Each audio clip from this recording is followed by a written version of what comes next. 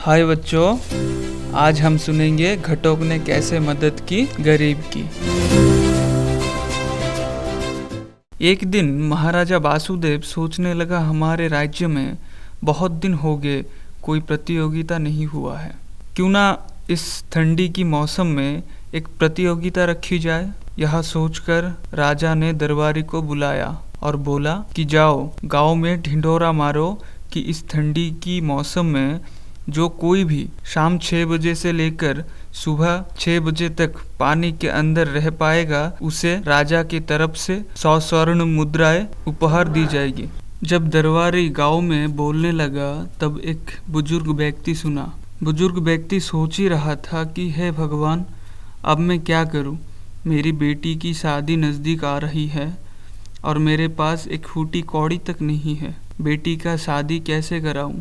अच्छा, एक काम करता हूँ, इस प्रतियोगिता में मैं हिस्सा लेता हूँ, क्या पता मैं जीत जाऊँ। अगर जीत गया तो इसमें जो पैसा मिलेगा उससे मेरी बेटी की शादी बड़े ही धूमधाम से कर पाऊँगा। यह सोच के वो बुजुर्ग व्यक्ति राजा के समक्ष जाके बोलता है, महाराज, इस प्रतियोगिता में मैं हिस्सा लेना चाहता हूँ। ठीक है, लेकिन तुम तो बहुत बुजुर्ग हो। कोई बात नहीं महाराज, मुझे कुछ नहीं होगा। मेरी बेटी की शादी के लिए ये मुझे करना ही पड़ेगा। कृपया आप मुझे इजाज़त दें। ठीक है, तुम शाम 6 बजे तालाब के पास आ जाओ।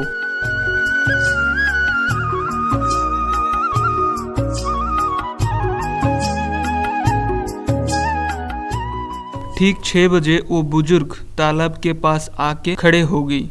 महाराजा आके बोला, अब तुम 12 घंटे के लिए इस पानी के अंदर रहोगे। अगर तुम्हें कुछ भी हो गया तो हम जिम्मेदार नहीं हैं। ठीक है महाराज, बोल के पानी के अंदर जाके खड़े हो गए। पूरी रात वो वैसे ही पानी के अंदर रहा। सुबह राज दरबार पहुंच जाता है अपना पुरस्कार लेने के लिए। तब राजा उस बुजुर्ग से पूछता है, इतनी ठंडी में तुम पूरी रात कैसे गुजारे? महाराज, आपकी महल के ऊपर एक दीप प्रकाशित हो रहा था, उसे देख के मैं पूरी रात खड़ा रहा और कब सुबह हो गई मुझे पता ही नहीं चला। अच्छा, तो ये बात है, पूरी रात मेरी महल से ताप मिलती रही, इसीलिए पूरी रात तालाब के अंदर खड़ा रह गई। ये बूढ़े, तुमने मुझे झूठ बोला। तुम्हें पूरी रात मेरे महल से दीप की ताप मिलती रही, इसीलिए तुम रात गुजार पाए। तुम्हें कोई पुरस्कार नहीं मिलेगा। नहीं महाराज, ऐसे मत बोलिए, मैंने कोई झूठ नहीं बोला। कृपया मेरा पुरस्कार दीजिए, मेरी बेटी की शादी करानी है। चले जाओ यहाँ से, नहीं तो मैं तुम्हें कारागार में डाल दूंगा। वो बुजुर्ग व्यक्ति वहाँ से रोते रोते चला गया। वो घर जा ही रहा था तब उसका मुलाकात घटोक से होती है, जो राज दरबार में मंत्री है। घटोक ने बुजुर्ग व्यक्ति से पूछा, चाचा क्या हुआ आपको, आप रो क्यों रहे हो? तब वो बूढ़ा, बेटा मैं तो लुट गया बेटा। महाराजा एक प्रतियोगिता रखा था जिसमें मैं भाग लिया था, उसमें मैं विजयी हुआ हूँ और अभी बोलते हैं कि उनका महल का दीप जल रहा था, उस दीप से मुझे ताप मिला, इसीलिए मैं पूरी रात तालाब में रह सका। अब मैं क्या करूँ, मेरी बेटी का शादी कराना है। चाचा, आप अपना मन छोटा मत कीजिए, मैं आपका हिस्सा आपको दिलाऊंगा, बोल के वो घटोक फिर अपने घर में चला गया।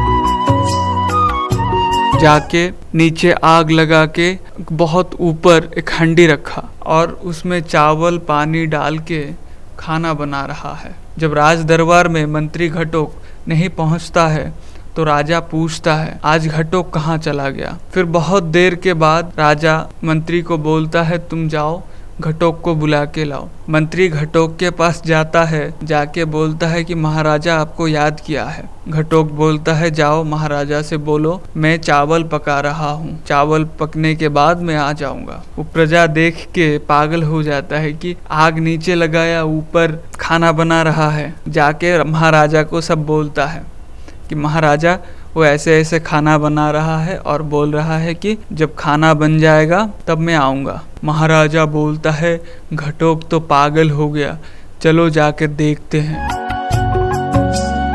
जाके देखा तो महाराजा घटोक से बोलने लगा, घटोक तुम ये क्या कर रहे हो पागल की तरह?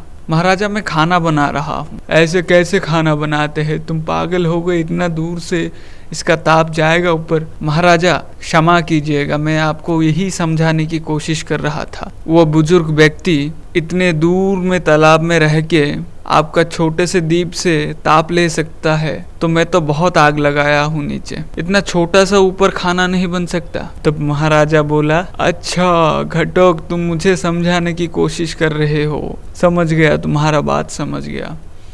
वो बुजुर्ग व्यक्ति को बुलाओ। फिर राज दरबार में बुजुर्ग व्यक्ति को बुलाया गया और उसे माफी मांग के राजा उसका 100 स्वर्ण मुद्राएं जो उपहार के लिए रखा था उसे भेंट करा। तो बच्चों आज हम क्या सीखे? हमेशा अच्छाई के रास्ते पे चलना चाहिए, क्योंकि अच्छाई का रास्ता आज नहीं तो कल रंग लाती है।